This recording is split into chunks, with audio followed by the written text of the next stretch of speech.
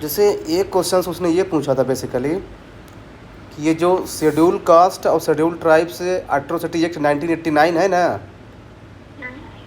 तो ये जो है बेसिकली कब इन्फोर्स हुआ था।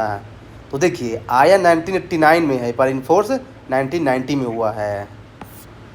तो देखिए ऐसा ये पीवाई के 2019 का है या बीपीएससी का। तो देख रहे हैं कैसे क्वेश्चन पूछा है। दूसरी चीज़ इस पे एक क्वेश्चन और पूछा था बेसिकली कि इसमें जो है ना एंटीसिपेटरी बेल अलाउड नहीं है, ये भी ध्यान रखिएगा। तो अब तो देखिए लेकिन ना ये जो क्वेश्चन जो है ना यूपीएससी भी पूछ सकता है। तो मैंने क्या है ना कि इसको थोड़ा सा हमने थोड़ा सर्च करके मैंने इसको लिख लिया है बेसिकली। हाँ तो ये है। हाँ इसमें एक क्वेश्चन ये पूछ सकता है कि अभी जो है ना सुप्रीम कोर्ट के जजमेंट आया है सुभाष काशीनाथ महाजन केस 2018 में। इसमें जो है ना बोला है सुप्रीम कोर्ट ने कि जो है ना उनको कुछ सेफ गार्ड दिया जाएगा किसको, SC ST वालों को। तो वैसे ये पूछ सकता है MPPSC कि सुभाष काशीनाथ महाजन केस 2018 किससे रिलेटेड है। तो ये SC ST एट्रोसिटी से रिलेटेड है।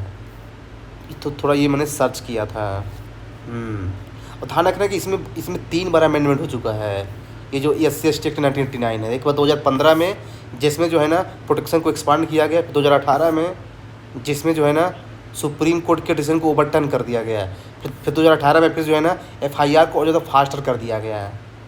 मतलब कि यदि कोई SC ST का आदमी पुलिस में जा रहा है कंप्लेन करने, तो उसमें उससे क्वेश्चन नहीं पूछा जाएगा, सीधे रिपोर्ट लिख लिया जाएगा।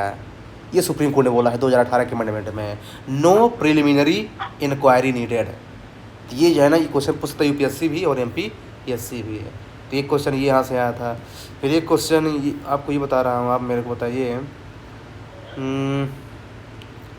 क्या बोलते हैं ये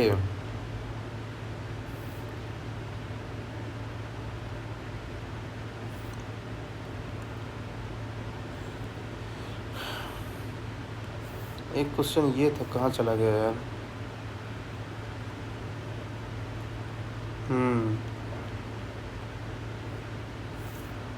मिल नहीं रहा। हाँ ये वाला है। जैसे जो है बेसिकली ये तो हम लोग हालांकि डिस्कस किए थे उस दिन, जो है ना कि जो रिप्रेजेंटेशन ऑफ पीपल एक्ट 1950 है और जो रिप्रेजेंटेशन ऑफ पीपल एक्ट 1951 है बेसिकली ना। तो इसमें से ये बताइए मेरे को कि कंस्टिट्यूंसी से कौन डील करता है, 1950 कि 1951 वाला बताइए। कॉन्स्टिट्यूंसी, हाँ जो होता है ना कॉन्स्टिट्यूंसी वो 1950 वाला। क्यों 51 क्यों नहीं है? क्योंकि 1950 में ना थोड़ा इलेक्शन के प्रोसीजर्स और उसको किस तरीके से वोटर्स लिस्ट होगा, कॉन्स्टिट्यूंसी कैसे बनाई जाएगी, वो सारी चीज़ें दी हुई है इसमें। हाँ तो ये क्वेश्चन जो है ना इसने पूछा था बेसिकली।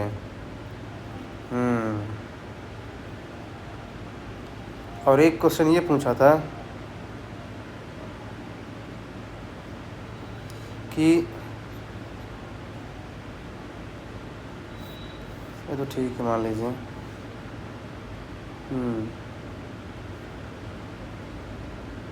लोकपाल और CBC में डिफरेंस पूछना था। लोकपाल और CBC जो है ये बताइए दोनों में बेसिक डिफरेंस क्या है? लोकपाल और CBC में हाँ फंक्शनल डिफरेंस बताइए, फंक्शनल डिफरेंस।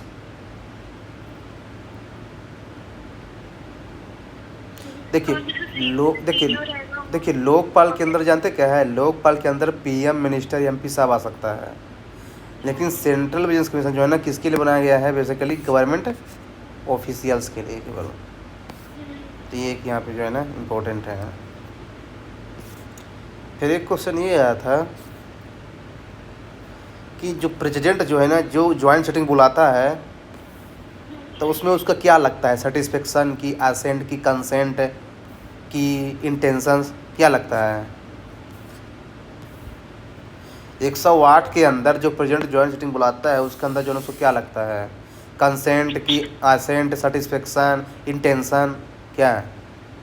चारों ऑप्शन दिया था वो। अच्छा एक होगा कंसेंट, कंसेंट मतलब उसकी परमिशन, ये नहीं होगा, फिर इंटेंशन और क्या दो ऑप्शन है? Satisfaction, satisfaction and ascent.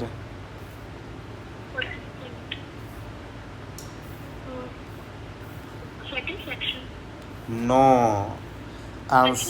Answer होगा इंटेंशन। ये बताइए, जॉइंट सेटिंग को कौन बुलाता है? प्रेसिडेंट बुलाता तो है। क्या कोई बोलता है प्रेजेंट को कि आप बुलाओ? ये तो उसका इंटेंशन है ना कि हाँ, कि आप हमको बुलाना चाहिए।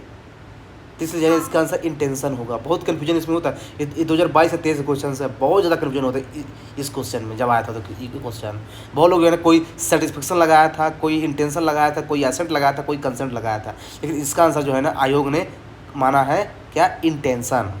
देखिए, सेटिस्फेक्शन जानते कहाँ होता है? मैं आपको बता देता हूँ।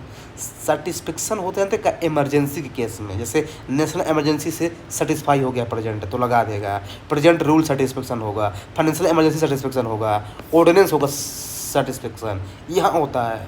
लेकिन जो रिकमेंडेशन होता है प्रेजेंट का, यहाँ होता है money bill, financial bill, demand for grants, यहाँ होता है रिकमेंडेशंस। तो एसेंट कहाँ होता है? ऑर्डिनरी बिल में, जब से एसेंट देना होता है। State bill reserved, constitution amendment, ये है एसेट वाला, मतलब एसेंट वाला। फिर समन कहाँ करता है? तब मतलब इंटेंशन वाला, तो ये पार्लियामेंट को जब समन करता है, जॉइंट सेटिंग को जब समन करता है, ये सब है। तो ये थोड़ा, ये चार चीज़ को ध्यान रखिए। फिर मैंने इसका एक सिस्टम बना लिया है, जो कि पूछा था ना, तो मैंने सोचा कि यार इसको बना लेता हूँ, ज़्यादा सही रहेगा। फिर क्वेश्चंस ऐसे पूछा था बेसिकली, कहाँ गया, कि जो कंट्रोलर एंड ऑडिटर जनरल है ना, इसकी ड्यूटी कौन से आर्टिकल में है? 149 में है। हाँ, जैसे कि 148 में कैग का ऑफिस है और ड्यूटी उसकी 149 में है। ध्यान रखना, आर्टिकल बेस्ड क्वेश्चन बहुत पूछ रहा है। और अपॉइंटमेंट ऑफ गवर्नर कौन से आर्टिकल में है? PYQ है ये। 153 में ऑफिस ऑफ गवर्नर है। अपॉइंटमेंट जो है ना 155 में है। तो यही तो आपको बोल रहा है, क्या ना, कि जो चीज़ UPSC में भी कॉमन है उसको थोड़ा अच्छे से पढ़ लीजिए, वो ज़्यादा बेटर है। अब देखिए, जो MP का GK है ना, उसको ज़्यादा पढ़ने का टाइम नहीं है। मान लीजिए थोड़ा बहुत पढ़ सकते हैं, पर जो चीज़ कॉमन है ना UPSC में भी, तो पहले उसको ज़्यादा पहले ध्यान दीजिए कि जो मतलब ड्यूएबल है। मैं आपको ये बोल रहा हूँ, जो ड्यूएबल है ना, तो उसको पहले ज़्यादा ध्यान दीजिए। हमेशा ध्यान रखिए। फिर आपको बताता हूँ और, हाँ, ये क्वेश्चन ये पूछा था, मुझे थोड़ा अच्छा लगा ये क्वेश्चन पढ़ के। ये देखिए, मिनिस्टर ऑफ स्टेट जो है 2 टाइप के होते हैं। एक होता है minister of state for independent charge, और एक होता है मिनिस्टर ऑफ स्टेट अटैच्ड। दोनों में क्या डिफरेंस है? जैसे इंडिपेंडेंट चार्ज का रहेगा तो उसको इंडिपेंडेंट कोई डिपार्टमेंट मिल जाएगा, और जो अटैच्ड ऑफिसर रहेगा वो या तो कैबिनेट मिनिस्टर हो गया, और या तो फिर ये minister of state attached officer को, कोई इंडिपेंडेंट नहीं, उसको कोई भी डोमेन दिया जाएगा, पोर्टफोलियो दिया जाएगा। हाँ देखिए, ministry of state for independent charge का मतलब, हाँ आप सही बोल रहे हैं, इसका मतलब ये होता है कि वो अपनी एक अलग से मिनिस्ट्री चलाता है, उसके ऊपर कोई अलग से मिनिस्ट्री नहीं है। जैसे टूरिज्म में आयुष मिनिस्ट्री, ये कहना है कि इंडिपेंडेंट है, ministry of state for independent है। लेकिन मिनिस्ट्री ऑफ स्टेट अटैच्ड का मतलब ये होता है कि जैसे सेंटर में फाइनेंस मिनिस्टर है, उसी को असिस्ट करने के लिए बनाई गई है कोई मिनिस्ट्री, उसे बोलते हैं ministry of state for attached. ये जो है ना पूछा था बेसिकली, ध्यान रखिएगा। तो कहें कि बेसिक क्वेश्चन जो है ना पूछ लेता है। फिर एक क्वेश्चन कहाँ से पूछा था ये,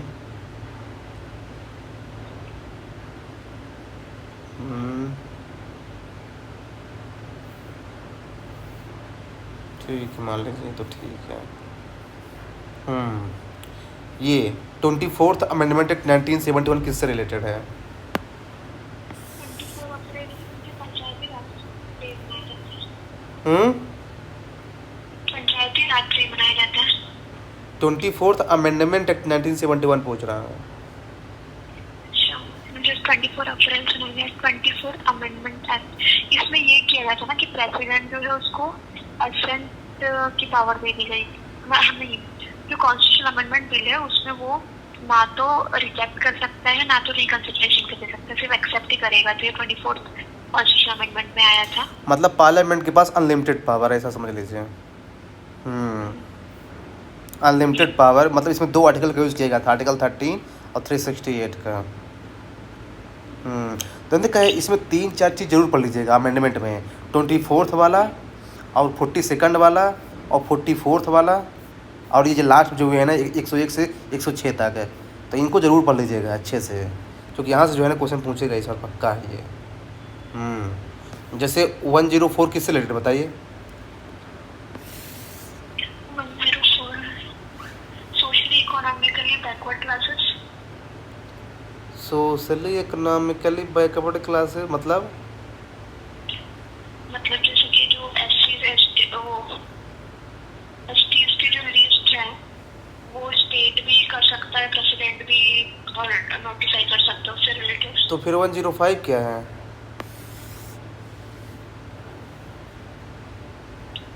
ईडब्ल्यूएस से रिलेटेड।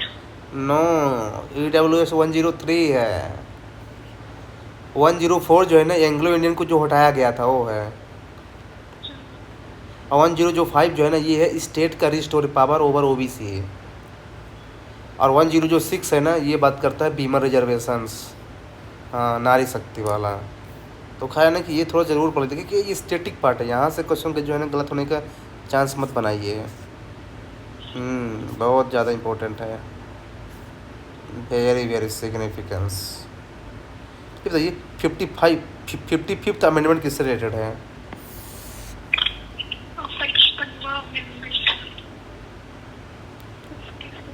1986 में आया था। मतलब यही special provision connected with amendment procedure basically है। बस ये अभी है। फिर जैसे ये है, एक क्वेश्चन यहाँ से आया था बेसिकली कि जो है यहाँ से कहाँ गया यार, SP गुप्ता केस किससे रिलेटेड है? एसपी गुप्ता केस के फर्स्ट जजेस केस था। इसमें ये बोला था प्रेसिडेंट ने कि जो प्रेसिडेंट जो चीफ जस्टिस ऑफ इंडिया से कंसल्ट करेगा वो बाइंडिंग नहीं है प्रेसिडेंट के। हाँ मतलब वही जुडिशियल इंडिपेंडेंस की बात कही गई थी।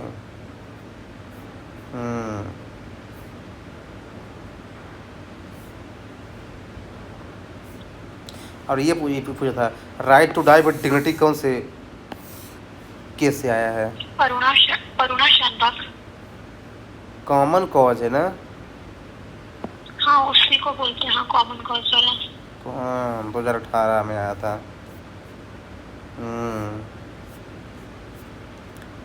फिर एक आर्टिकल ये पूछा था कि स्टेट लेजिस्लेटिव काउंसिल की मिनिमम स्ट्रेंथ कितनी हो सकती है? 40। असेंबली की मिनिमम 60। हाँ देखिए स्टेट वाले प्रोविज़न ज़्यादा पूछेगा, ये ध्यान रखना है, क्योंकि आप स्टेट की एग्जाम देने जा रहे हैं, तो ध्यान रखना थोड़ा सा ये पंचायती राज सिस्टम को थोड़ा अच्छे से पढ़ लीजिएगा, क्योंकि ये स्टेट का सब्जेक्ट है। तो जो स्टेट का सब्जेक्ट है ना उसको ज़्यादा पूछेगा MPPCS, ये चीज़ ध्यान रखिएगा। जैसे तो मान लीजिए ठीक है।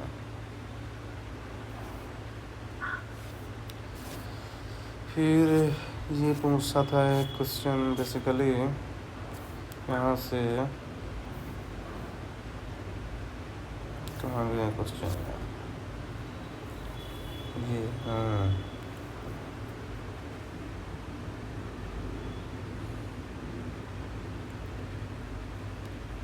इससे ये पूछा था एक क्वेश्चन पॉलिटी में कि इंडियन इकोनॉमी का जो है, अरे इंडियन इकोनॉमी नहीं, जो MP की जो इकोनॉमी है बेसिकली उसका सबसे ज़्यादा ग्रॉस वैल्यू एडेड में कौन से सेक्टर का कंट्रीब्यूशन है ग्रॉस वैल्यू एडेड में? हाँ, जबकि इंडिया में सर्विस सेक्टर।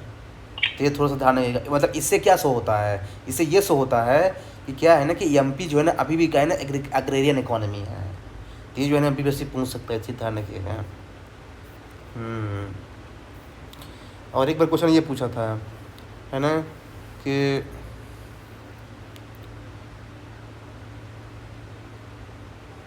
कहाँ गया क्वेश्चन है,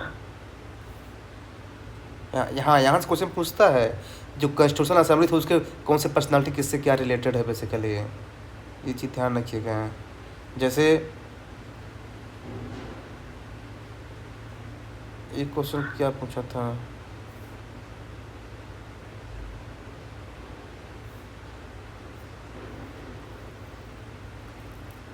जब फर्स्ट मीटिंग हुई थी कॉन्स्टिट्यूट असेंबली का तो उसका प्रेजेंट कौन था?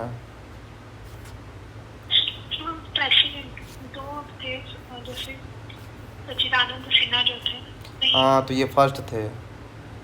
तो वैसे ऐसे पूछते कि फर्स्ट हेड कौन थे, तो लोग लगा देंगे राजेंद्र प्रसाद। नहीं नहीं, फर्स्ट नहीं थे, फर्स्ट यही थे, सच्चिदानंद सिन्हा। इसमें भी आया है पीवाईक्यू में। किस में? अपने यूपीएससी का भी है 2024 में आया था। हाँ हाँ हाँ, तो वही ना। तो क्या है ना कि जो है ना, मतलब ऐसे कुछ मतलब बेसिक फंडामेंटल राइट से थोड़ा अंदर जाएगा, ध्यान रखिएगा। फंडामेंटल राइट डीपीएसपी इनके थोड़ा अंदर जाएगा वो। चूँकि मैं देख रहा हूँ ना, बहुत खतरनाक क्वेश्चन पूछा है यहाँ से, सीधे आर्टिकल पूछ देता है। जैसे मटर्निटी रिलीफ कौन से एक्ट में है ना, वैसे कुछ सीधे सीधे पूछ देता है कौन से, अरे कौन से आर्टिकल के तहत उसको इम्प्लीमेंट किया गया है, ऐसे चीज़ पूछता है वो। जैसे हाँ, जैसे एक क्वेश्चन ये पूछा था कि है ना, ऐसा कौन सा आर्टिकल है फंडामेंटल राइट, ऐसा कौन सा फंडामेंटल राइट है जो अब्सोल्यूट जो है ना बैन करता है, मतलब अब्सोल्यूट जो है ना प्रोहिबिटेड है, बताइए। एब्सोल्यूट प्रोहिबिटेड है, ऐसा कौन सा फंडामेंटल? मतलब अब्सोल्यूट प्रोहिबिट करता है सिटीजन्स को, किस मैटर में, मतलब कौन सा आर्टिकल है ऐसा? आर्टिकल 24।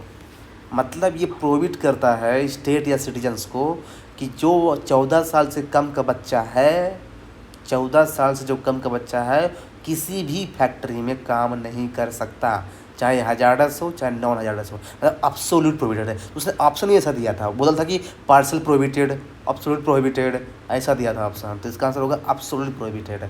जो 14 साल से कम का है और जो 14 से 18 का है उसको एम्प्लॉयड किया जा सकता है, लेकिन हजारस इंडस्ट्री में नहीं। लेकिन 14 से कम वाले को किसी भी इंडस्ट्री में एम्प्लॉयड नहीं किया जा सकता है बेसिकली। तो कहना कि ऐसे क्वेश्चन वो पूछता है। फिर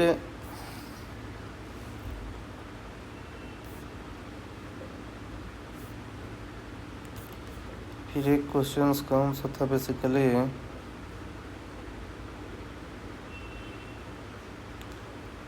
ये कौन गया,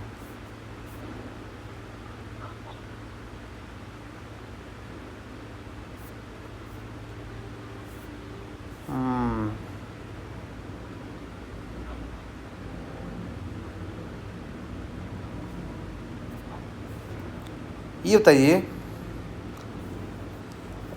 जो रिजर्वेशन इन गवर्नमेंट जॉब है, तो रिजर्वेशन जो है गवर्नमेंट जॉब में तो ठीक है, आर्टिकल में है, आर्टिकल 16 क्लास 4 में। लेकिन तो ये कि क्या प्राइवेट इंस्टीट्यूशन, क्या प्राइवेट सेक्टर में भी क्या रिजर्वेशन का प्रोविज़न है कॉन्स्टिट्यूशन में? नहीं। हम्म नहीं। और एजुकेशन में? एजुकेशन में प्राइवेट कहाँ है? कौन से आर्टिकल में? 16 में। 16 में? नहीं, 15 में। 15 में क्लॉज कौन है? क्लॉज पूछेगा वो, क्लॉज बताइए।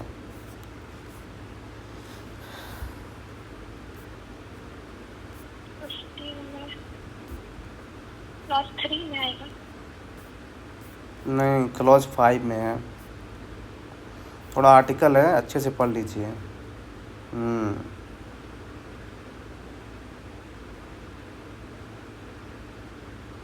और एक क्वेश्चन ये था बेसिकली, हाँ ये क्वेश्चन सही था कि अगर किसी डिस्ट्रिक्ट की बाउंड्री को चेंज करना है तो क्या स्टेट अकेले कर सकता है? कर सकता है। हम्म कर सकता है। और अगर नया डिस्ट्रिक्ट बनाना है तो? वो भी कर सकता है। अच्छा, और अगर जो है ये रेलवे स्टेशन का नाम चेंज करना है तो? वहाँ पर लगेगा सेंटर का परमिशन, या यूनियन मिनिस्टर, होम मिनिस्ट्री का। होम मिनिस्ट्री कहाँ से लगेगा जी? रेलवे मिनिस्ट्री का लगेगा। अच्छा। और इसमें स्टेट का कोई रोल नहीं है, ओनली सेंटर।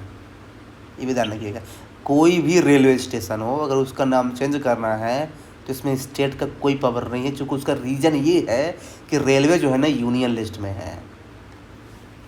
हाँ। हाँ, ध्यान रखना, नाम चेंज करने की बात होगी तभी सेंटर पिक्चर में आएगा। अदरवाइज जो है, अगर बाउंड्री चेंज करना हो या फिर कोई चीज़ नई बनानी है तो उसमें सेंटर पिक्चर पे नहीं आता जनरली, बशर्ते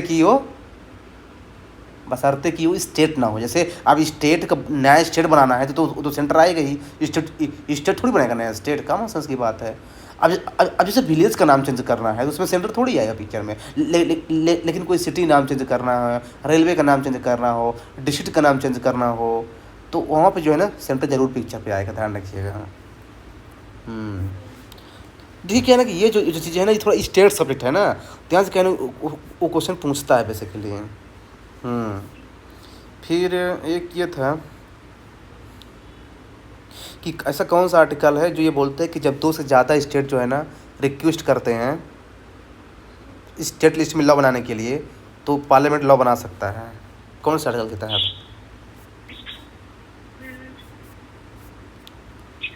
253। 253 इंटरनेशनल एग्रीमेंट है जी। 252। 252। हाँ 252 है। ये बताइए फाइनेंशियल बिल 2 ये दोनों हाउस में आ सकता है क्या? आ सकता तो ना उसमें। और फाइनेंशियल बिल 2 के लिए जो है ना प्रेजेंट का रिकमेंडेशन प्रायर जरूरी है? नहीं नहीं, ऐसे ही आ सकता बिना प्रेसिडेंट के उसके। ना, मतलब जैसे एक हाउस से दूसरी हाउस में कभी वो बिल भेजना है तो प्रेसिडेंट की कंसिडरेशन की जरूरत पड़ती है, बट उसको लाने से पहले फाइनेंशियल बिल सेकंड के केस में नहीं लगती है। लाने से पहले थोड़ी बात कर रहा हूँ, मैं बोल रहा हूँ कि लगती कि नहीं लगती प्रेजेंट की रिकमेंडेशन लगती है, ये मैं बोल रहा हूँ। हाँ मतलब जब एक हाउस से दूसरे हाउस में हाँ कंसिडरेशन के लिए भेजना है तब लगती है। मतलब मिड में लगती है। हाँ। हम्म। हम्म। एक स्टेट, हाँ ठीक है, तो ठीक है। फिर क्वेश्चन है यहाँ से पूछा था बेसिकली, हाँ नीति आयोग से क्वेश्चन पूछेगा, ध्यान रखिएगा, क्योंकि यूपी एमपीपीएससी जो है ना 2 बार पूछ चुका है अभी तक, नीति आयोग से क्वेश्चन पूछता है। ये बताइए जानते क्या पूछा था उसने? ये पूछा था कि which of the following bodies have provision of expert, मतलब उसमें एक्सपर्ट मेंबर होते हैं कौन सी बॉडी में? पहला दिया था ऑप्शन ये नीति आयोग, दूसरा दिया था जीएसटी काउंसिल, तीसरा दिया था जोनल काउंसिल, चौथा दिया था इंटर स्टेट काउंसिल। और बताइए, नीति आयोग केवल एक ही बॉडी है, मल्टीपल आंसर हो सकता है। कर हो सकता है। एक्सपर्ट।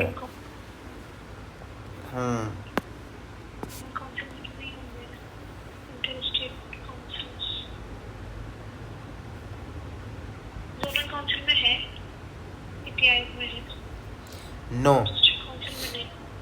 केवल नीति आयोग में है। तो थोड़ा सा मैं भी कंफ्यूज हो गया था, लेकिन क्या है ना, इसको ध्यान रखिएगा, बहुत इंपॉर्टेंट क्वेश्चन है ये।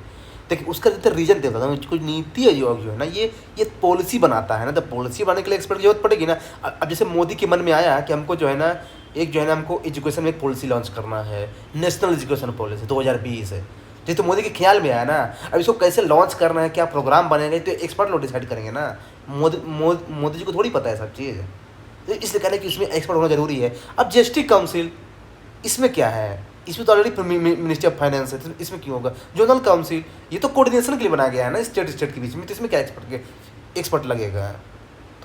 तो है ना, ऐसे आप सही कर सकते थे बेसिकली।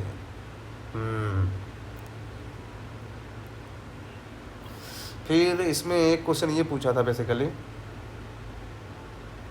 कि ताना कॉन्स्टिट्यूशनल और नॉन सुनवाड़ी, इसको तो डीप पे पढ़ लीजिएगा, बहुत डीप में है। बहुत ही ज़्यादा डीप में इसको पढ़ना पड़ेगा आपको। हाँ, ये जो मैंने आपको एग्जाम्पल दिया था ना NITI Aayog, GST council, zonal council, north east council और इंटर स्टेट काउंसिल, इन सब में इनमें से कौन सी बॉडी में सारे स्टेट्स मेंबर होते हैं, ऑल द स्टेट्स? सारे स्टेट जिसके मेंबर रहते हैं। हाँ, सारे स्टेट्स मेंबर होना कंपलसरी है बेसिकली। जीएसटी काउंसिल में हो जाएगा? नो, सारे काउंसिल में तो रहती है जीएसटी स्टेट। जीएसटी काउंसिल में सारे जरूरी नहीं है जी, सारे जरूरी नहीं है बेसिकली, मतलब होना चाहिए पर जानते क्या जरूरी, जानते क्या इसमें इंटर स्टेट काउंसिल में जरूरी है, उसमें लिखा ही है ऑल द स्टेट्स, लेकिन जीएसटी काउंसिल में ऑल द स्टेट्स नहीं लिखा, लिखा है स्टेट्स। हाँ बेसिकली, लेकिन इंटर स्टेट काउंसिल जो है ना आर्टिकल 263, इसमें डायरेक्ट लिखा है ऑल द स्टेट। हाँ बेसिकली, लेकिन अगर जीएसटी काउंसिल पढ़ेंगे ना तो 279 उसमें ये नहीं लिखा है, उसमें लिखा है कि स्टेट्स मेंबर हैं, मतलब जो जो स्टेट के फाइनेंस मिनिस्टर होते हैं ना एक्सपर्ट, वो होते हैं मेंबर। तो थोड़ा ना ऐसे जो पूछ सकता है, नॉन कॉन्स्टिट्यूशनल बॉडी से क्वेश्चन वो जरूर पूछेगा। जैसे एक क्वेश्चन पूछा था उसने इससे, क्या बोलते हैं, एक क्वेश्चन ये पूछा था, सेंट्रल विजिलेंस कमीशन में कितने मेंबर होते हैं टोटल, बताइए। सीबीसी में, इसको तो अच्छे से पढ़ के जाइए, बहुत डिटेल में पढ़ के जाइए इसको। ये लो 1+3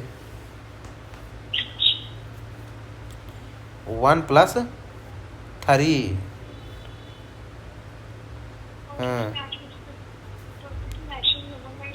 1+3 बल्कि 1+2 ही बोलिए, ज़्यादा बेटर है। चलिए देखिए, एक होता है चीफ विजिलेंस कमिश्नर, फिर मैक्सिमम 2 विजिलेंस कमिश्नर, तो 3 होते हैं बेसिकली, ऐसा समझ लीजिए आप।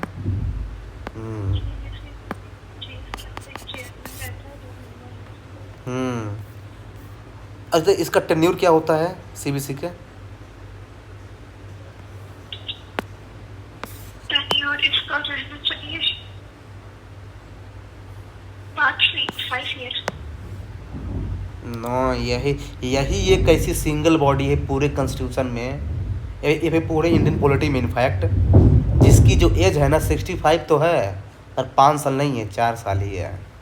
Single body in Indian polity जिसमें 65 है मैक्सिमम एज, पर जो है ना 4 साल ही है, ये चीज़ ध्यान रखिएगा। सिंगल बॉडी, ऐसी कोई बॉडी नहीं है इसके अलावा, तो इसको जरूरी याद कर लीजिए। दूसरी चीज़ बताइए, इसका रिमूवल जो है ना कैसे होता है, what is the removal procedure of it?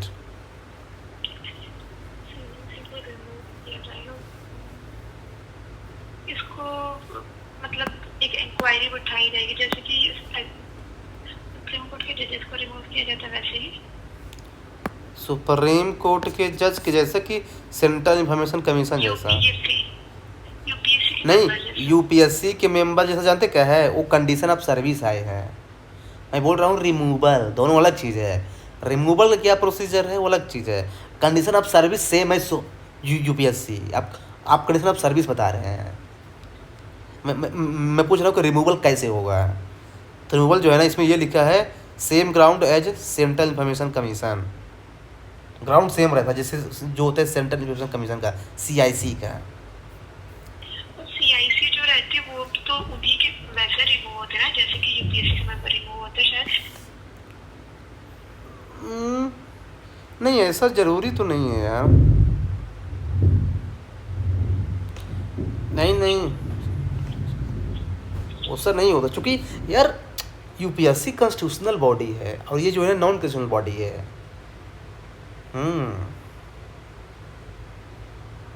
मुझे ऐसा नहीं लगता, चेक कीजिए गूगल में। सेम ही है, जैसे जैसे जो ग्राउंड, जिन ग्राउंड पे यूपीएससी को रिमूव किया जाता है ना, उसी ग्राउंड पे इनको भी रिमूव किया जा रहा है। किनको?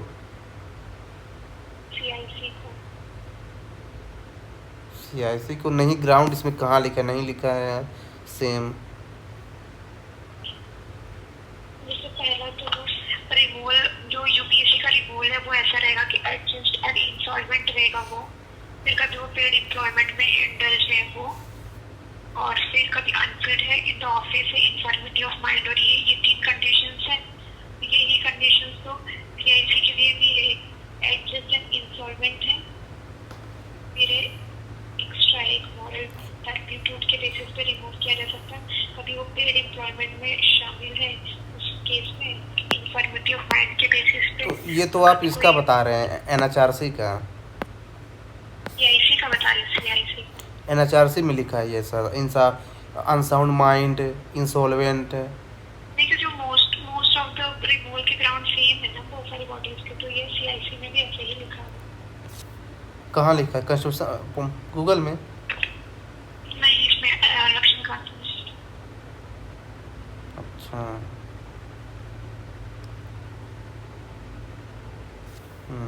और तो स्टेट ह्यूमन राइट कमीशन में कितने मेंबर होते हैं?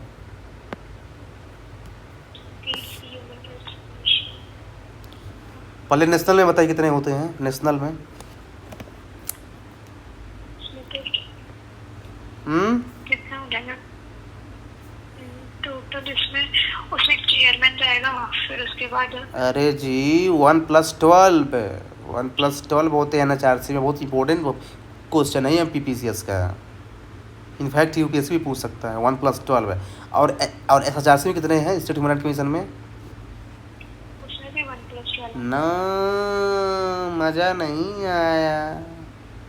1+2, 1+2। हाँ, बहुत कैच है यहाँ, पक्का फंसेंगे लोग। ऐसा तो देखिए, आप स्टेट का एग्ज़ाम देने जा रहे हैं तो स्टेट ह्यूमन राइट कमीशन पक्का पूछेगा वो, भले वो ना पूछे। ये तो ये स्टेट ह्यूमन राइट कमीशन को कौन हटाएगा? वो प्रेसिडेंट ही करेगा। और अपॉइंट कौन करेगा? Governor. National disaster management authority में कितने मेंबर होते हैं? एनडीएमए का नहीं पता। 1+9 जी, मतलब पीएम होता है, फिर 9 अदर मेंबर होते हैं।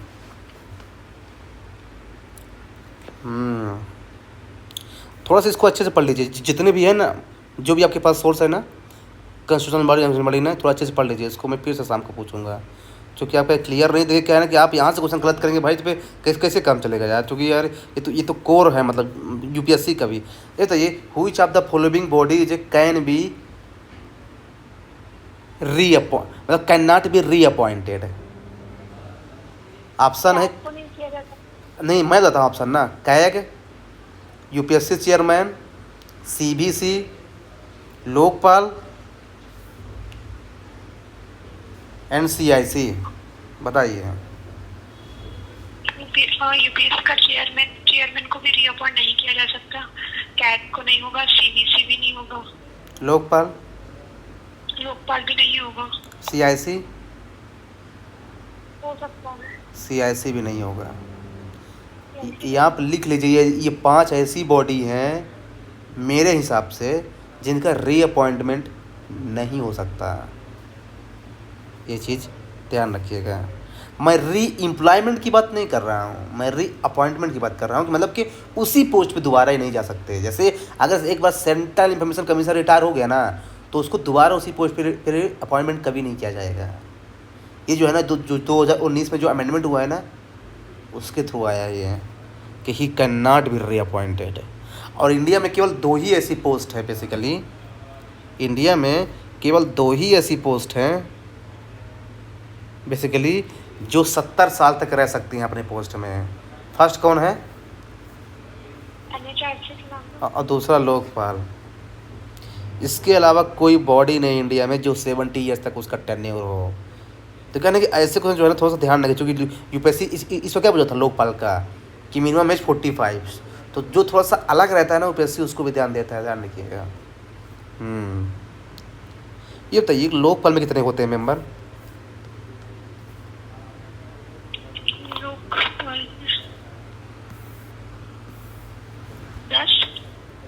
नो, 1+8, 1+8। तो उसमें 4 होते हैं जुडिशल मेंबर, और जो 4 होते हैं ना वो SC ST वीमन और माइनॉरिटीज़।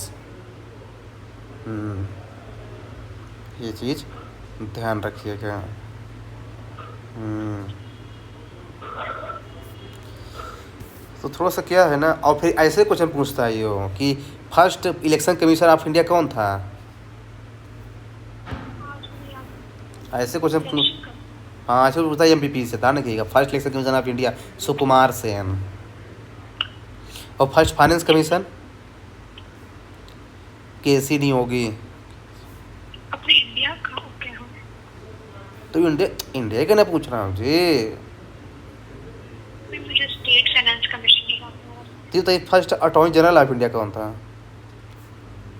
फर्स्ट अटॉर्नी जनरल तो नहीं याद एमसी सेतालवाद। एमसी सेतालवाद। हम्म। और फर्स्ट यूपीएससी चेयरमैन पता एच के कृपलानी। हम्म।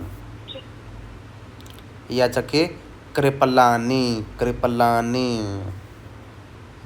ये तो ये फाइनेंस कमीशन का टेन्यूर मेंशन है इंडियन कॉन्स्टिट्यूशन में। न्यूयॉर्क से बिजनेस का मतलब रहेगा नहीं है प्रेसिडेंट डिसाइड बढ़िया बढ़िया। प्रेसिडेंट डिसाइड कर हाँ, ये थोड़ा सा जो है ना यूपीएससी भी क्वेश्चन पूछ सकता है इसको। इसका टेन्यूर जो है ना प्रेजेंट स्पेसिफाई करता है। जनरली जो है ना ये 5 साल के लिए होता है, क्योंकि ये जैसे को को को टर्मिनस विथ लोकसभा ये होता है। को टर्मिनस विथ लोकसभा होता है। ये चीज़ ध्यान रखिएगा। हाँ, फाइनेंस कमीशन बेसिकली।